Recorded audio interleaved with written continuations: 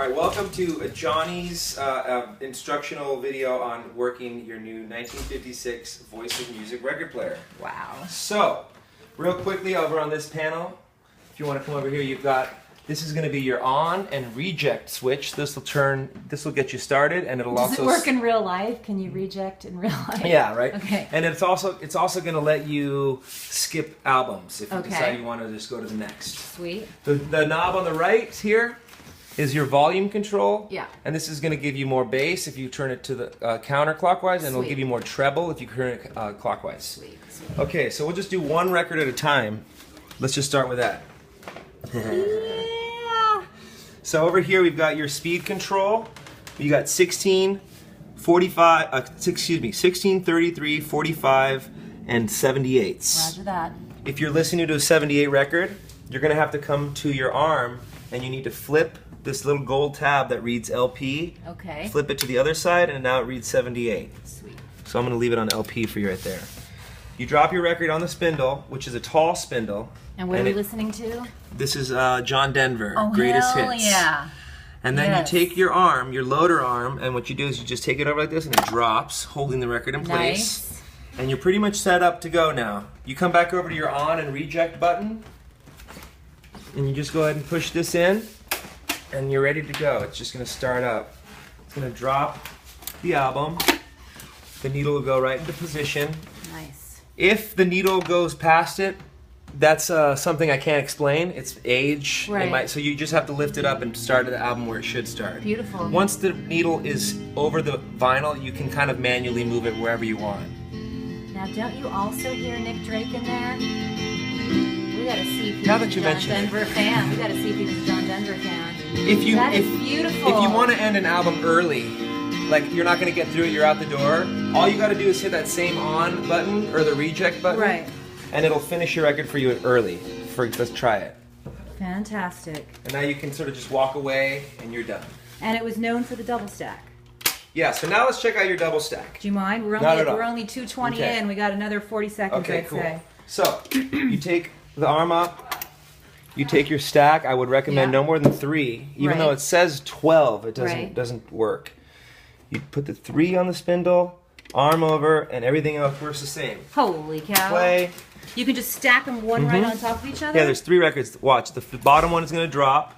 There it goes. Nice. The needle comes in and it starts side 1 of whichever album that is. We're listening to Grand Funk, it looks like. All right. So, if you are over this album before it's actually reaches, once the needle reaches the end, the next record will drop and it starts. Once that record reaches the end, the next record drops and it goes on and so on. Once you reach the end of the very last album to drop, the needle will come back over, reset itself, and the machine turns off. If you want to skip records before the actual record finishes, you're over that, you want to listen to the next one, back to that on reject button, and as you watch here, I'm going to go ahead and reject this first record, even though we're only a few seconds in. Drop the second record, needle comes back to position. And now we're listening to Boston. Sweet. Turn it up a little. Sweet. And just give a summary. This is, and it was known for, because it's very high tech for 56. This is. Right? This was a 1956 Voice of Music. It was one of the first high fidelity machines. They retailed for $356 in 1956, just to give you an idea of how expensive they were. And these were popular for picnics, entertainers. You know, you can take these. A lot of people actually set these up as their entire home entertainment centers, because if you notice over here, there's you can product placement. No, I'm doing bouncing souls. Oh yeah, bouncing. Yeah. You got a switch that lets you go from the internal speaker, or you can send out to external speakers if you want to add. Sounds so good though. So if for some reason you're not getting sound, you got to make sure that that's not switched to external. Right. Okay. That it's switched to internal. Good to know. Yeah. And you said this technology was called what?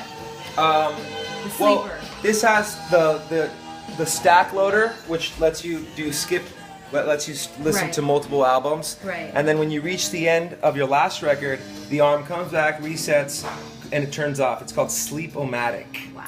which is cool. You don't have that like last record that's just sort of spinning at the last spindle and you forget an hour later, oh no, you know. So it's just sort of to protect the needle from getting extra wear that it doesn't need to have, you know. And that's pretty much it. So I'm gonna just demonstrate the last. Let's say I'm over. I'm gonna skip to the next record. We're gonna push reject, and now it's gonna drop record number 3. Oh, nice. It's gonna come back over. And we're back on John Denver. And here it starts John Denver. Excellent. So now let's just say we've listened to 3 albums now, and I'm gonna go ahead and, just for the sake of making this go faster, I'm gonna skip to the end of this album to demonstrate how it does go to sleep. And here, I'm already noticing when you start to stack more than 2, the record doesn't want to spin correctly. Oh, sure, because of age and work. Well, what it is you have vinyl slipping on vinyl. Yeah. The bottom vinyl sticks to, it kind of grabs to that plate. Yeah. The second vinyl does okay.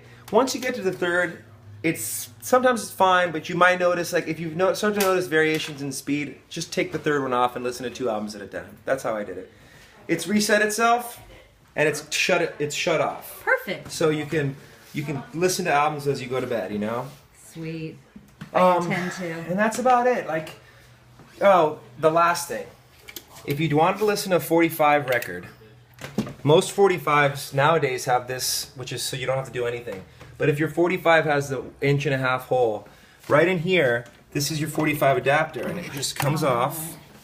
And what you do is the arrow, now pan out a little so you can see which way the arrow is facing. The arrow has to actually point to the top of the machine, and actually, this is the top. So the side with the amp and the speaker is the bottom. Okay. So the arrow points this way, and it just kind of works its way down. That is the greatest 45 holder. And then the 45 sits, it sits on these tabs, and everything else works the same. Unbelievable. Okay. And final words. It now belongs to me at a again, yard sale. the only thing is because of its age, sometimes things start to act a little funny. So you have to remember, inside it's one mechanism. This arm, if it's in this position, it's telling this arm to do something else. When it's in this position, it's telling the arm to do something else. So sometimes if you start a record and the needle goes but then resets itself, you go, oh wait, my arm is down. Or all you have to do is change the position of the arm and try again, and it'll start working. And if that doesn't work, you just have to go manual and lift it up by yourself and drop it where you want it. You'll work out the quirks of this thing just by using it. So that's it. Thank you.